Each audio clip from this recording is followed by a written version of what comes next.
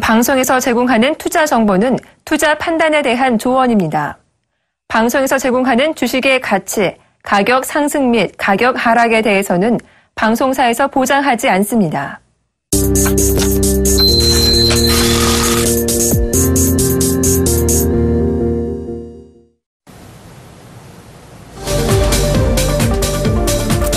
안녕하세요. 종목세일즈 김보람입니다.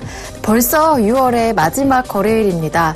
결국 이 마지막에 시장에 발목을 잡았던 건 바로 그리스 문제였는데요. 그리스의 디폴트와 그렉시트 우려감이 어느 때보다 극에 달하고 있는 상황 속에서 앞서 글로벌 증시는 대체로 하락했었고요. 오늘 국내 증시에서도 등락을 반복하게 되면서 변동성을 키우고 있습니다. 코스피는 장 초반에 2040까지 밀렸었다가 지금 다시 2060선 위에서 반등을 유지하고 있고요. 코스닥은 더 크게 밀렸습니다. 2.5% 정도로 크게 밀렸었다가 지금은 다시 730선 위에서 상승세를 유지하고 있습니다.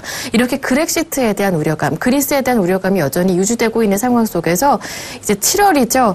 2분기 실적 시즌을 앞두고 실적에 대한 기대감, 관심도 높아지고 있는 상황인데요. 7월장을 앞두고 어떠한 전략을 세워봐야 할 것인지 멘토 모시고 함께 이야기 나눠보면서 지금 꼭 사야 할 그 한 종목을 여러분에게만 공개하겠습니다. 함께 하실 멘토부터 화면 통해 소개해드립니다.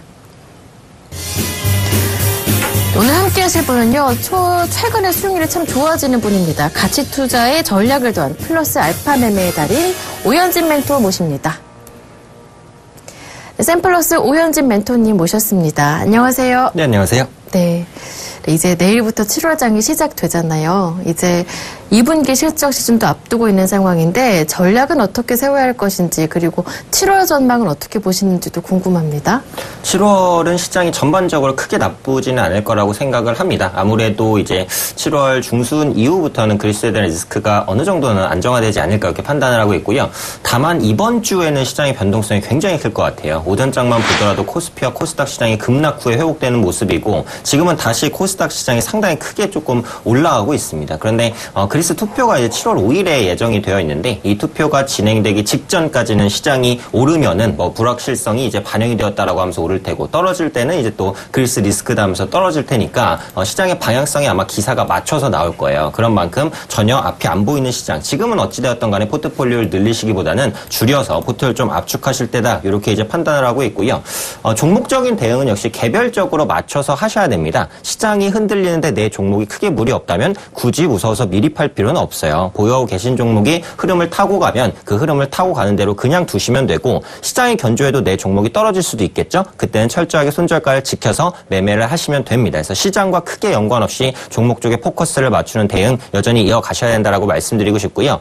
최근 시장에서 틈새 전략을 노리자면 저는 인터넷 은행 관련주는 좀 차별적인 흐름을 보여줄 수 있다라고 보고 있어요. 인터넷 관련주들 전반적으로 최근에 흐름이 좋거든요. 다음 카카오 바닥권에서 올라오는 모습들 조금 더 길게 보자면 키움증권 같은 종목들 접근해 보셔도 좋겠고요. 약간 세부적으로 보자면 이제 보안이라든지 이제 결제 관련된 종목들 최근에 있어서 조금씩 움직임이 나오는 것 같으니까 이런 종목들 좀 관심 있게 보시면 좋을 것 같습니다. 네, 일단 7월에 그리스 우려가 조금 잠잠해지면 지수는 위쪽으로 방향을 잡게 될 것이다. 다만 이번 주엔 조금 불안하지 않을까 말씀해 주셨는데요. 인터넷 전문은행 설립과 관련된 종목들에 집중해보자라는 말씀도 남겨주셨습니다. 한 가지 더 궁금한 점이 있는데요. 앞서 미국 증시에서는 제약바이오주가 많이 내렸었잖아요. 네. 국내 증시에서 이렇게 제약바이오주 이를 비롯해서 많이 올랐던 종목들은 지금 대응을 어떻게 해야 할까요? 일단 오전장에 코스닥 시장이 크게 흔들렸었던 부분이 제약바이오주가 단기적으로 좀 크게 밀리면서 코스닥 지수를 밀어버린 경향이 없지 않아 있거든요. 그래서 지금같이 이제 투자 심리가 불안할 때는 가장 주의하실 게 이제 고가주이기도 합니다. 그래서 제약바이오주는 그동안에 랠리가 워낙에 컸었고 상반기부터 이어져온 랠리가 지금까지 지속되고 있습니다. 저는 제약바이오주는 하반기에도 강한 섹터라고 생각을 해요. 그런데 단기적으로는 분명히 고가에 대한 부담에 흔들릴 수 있습니다. 당장 제약바이오주를 가지고 있다고 매도하실 필요는 없지만 앞서 말씀드린 대로 내가 보유한 제약바이오주의 흐름이 꺾이는 모습이 나타나신다면 일단은 차익 실현을 하고 나중에 좀 기회를 보시는 게 맞지 않을까 판단하고 있습니다. 네. 내가 보유하고 있는 제약바이오주 살짝 흔들리는 모습이 지금 나타나고 있다 하시면 일부 수익 실현하시는 것도 안정적인 전략이 되겠다 말씀해 주셨습니다. AS를 받아보겠습니다. 오현진 멘토님의 포트폴리오를 열어봅니다. 요즘 수익이 굉장히 좋아지고 있습니다. 아프리카 TV가 현재 69% 정도 수익을 내고 있는데요. 주가가 4만 원을 넘은 이후에 조금 살짝 주춤하고 있는 모습이지만 여전히 70% 육박하는 수익입니다. 스카이라이프가 11% 수익, LG유플러스가 2%, 그리고 지난주에 받았던 락앤락이 일주일 만에 14% 수익인데요. 이 중국 법인의 매출이 6분기 만에 증가세로 전환한다는 소식에 급등세가 계속 나오고 있더라고요. AS를 받아보겠습니다. 어떤 종목부터 알아볼까요? 저는 아프리카 TV. 네, 추천 순서대로 아프리카 TV부터 좀 말씀을 드리도록 하겠습니다. 마이리트 텔레비전에 대한 이슈를 지난주에 말씀을 드렸는데 오늘 기사가 계속해서 나오고 있는 것 같아요. 마이리트 텔레비전의 시청률이 갈수록 높아지고 있거든요. 그러면서 같은 이제 1인 방송업체인 아프리카 TV로도 수급의 매기가 쏠렸다. 최근에는 시장이 흔들리면서 등락이 나타나고 있는 모습이긴 하지만 상승 추세는 깨지 않았기 때문에 굳이 보유하고 계신 분들 매도하실 필요는 없을 것 같고요. 월평균 방문자가 증가하고 있는 부분들, 모바일 홈쇼핑에까지 진출하려고 하고 있는 부분들, 특히 시청 연령이 기존의 젊은 층에서 이제는 나이가 좀 드신 분들까지 시청 연령이 상당히 좀 폭넓게 확장되고 있다는 부분 생각해 보신다면 추가적인 상승 모멘텀은 아직은 남아있다라고 보고 있고요.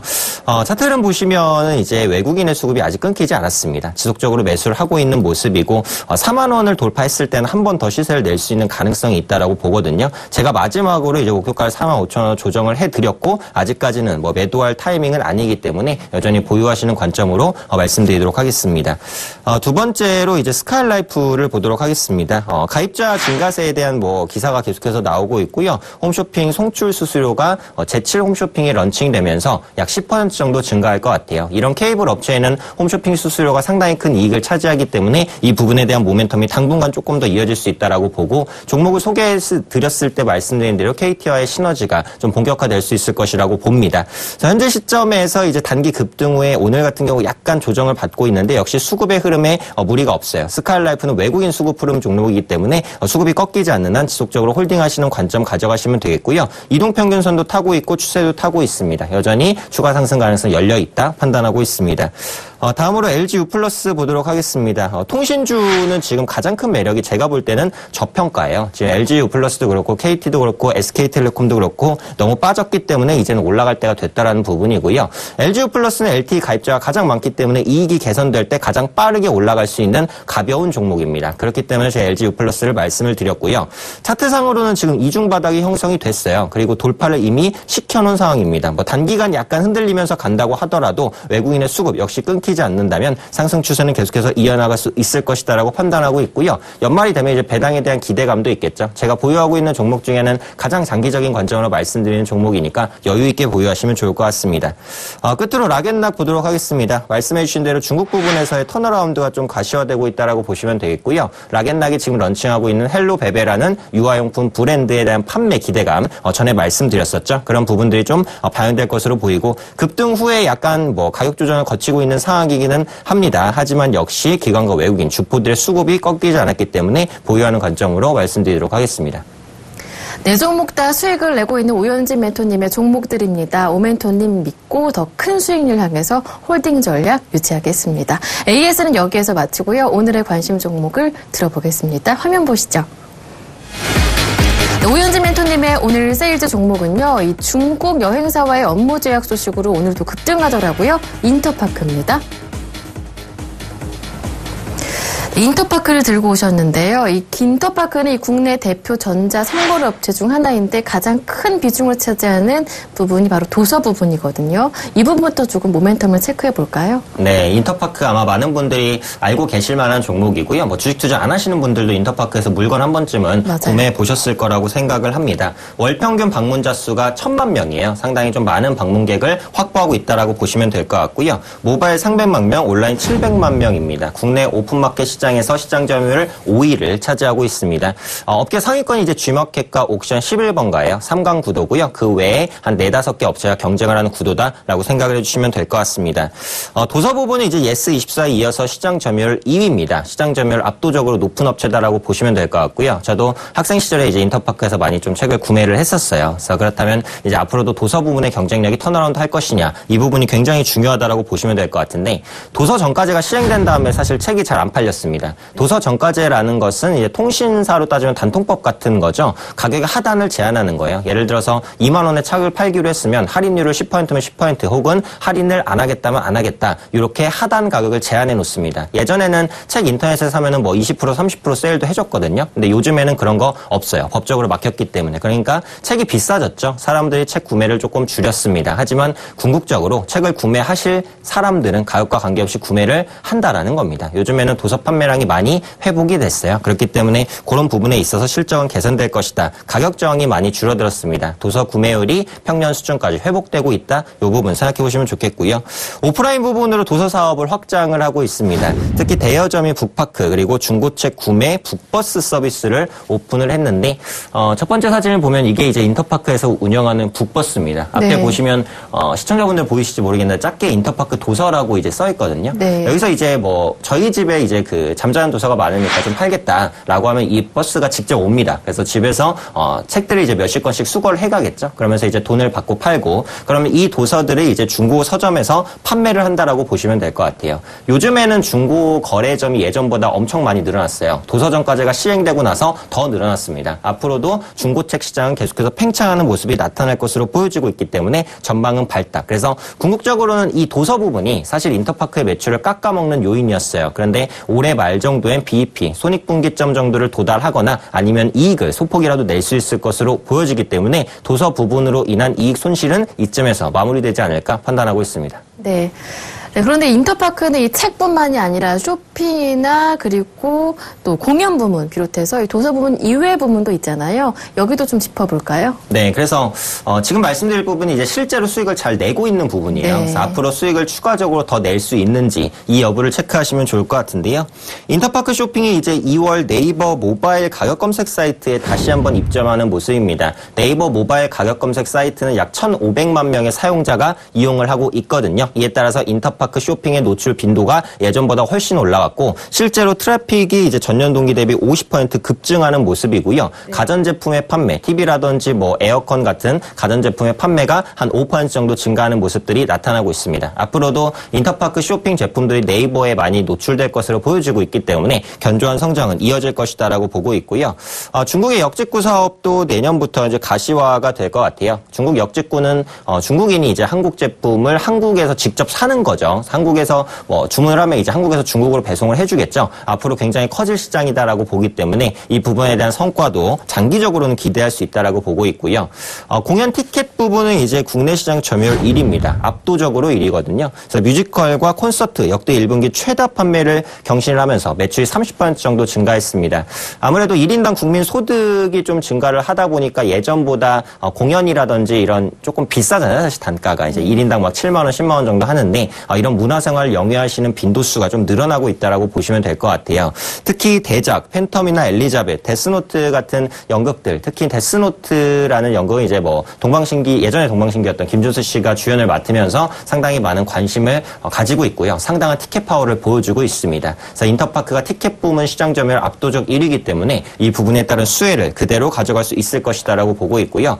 실제로 이제 작년 세월호나 올해 메르스 사태 때문에 공연 관람객이 약간 주춤하긴 했습니다. 그런데 메르스 사태가 좀 진정된다는 기사가 많이 나오죠. 하반기에는 관객 점유율을 다시 한번 크게 회복될 수 있을 것이다. 기저효과가 기대된다 말씀드리고 싶고요. 끝으로 투어 부분 보도록 하겠습니다. 항공권과 숙박권의 판매는 양호한 증가세를 보여주고 있는데 항공권이 이제 국내 같은 경우 90%, 해외 같은 경우 30% 상당히 좀 고성장을 보여주고 있다라고 보시면 되겠고요. 온라인과 모바일을 통한 해외 여행 예약률도 확대가 되고 있는 모습입니다. 두 번째 표를 보시면 주요국별 온라인 여행 시장 비중 추이입니다. 그래서 지금 북미라든지 일본과 서유럽에 비해서 한국이 온라인 여행 시장 비중이 25%밖에 안 돼요. 그래서 일본의 40%에 비하면은 한참 떨어지죠. 이 말은 그만큼 온라인 여행 시장이 커질 여력이 높다라는 겁니다. 그래서 온라인 여행 시장에서 인터파크나 분명한 강점을 가지고 있기 때문에 이런 부분에 대한 기대감 한번 가져보시면 좋겠다라고 말씀드리고 싶고요. 메르스 사태로 인해서 해외여행이 또 단기적으로 위축이 되긴 했어요. 그러면서 여행주나 항공주가 크게 흔들리는 모습이었죠. 부분이었지만 앞서 말씀드린 대로 메르스 사태가 이제 좀 진정 국면에 접어들고 있다라고 보기 때문에 역시 여행 부분도 공연과 마찬가지로 하반기 어느 정도의 기저효과 기대할 수 있겠다라고 말씀드리고 싶고요.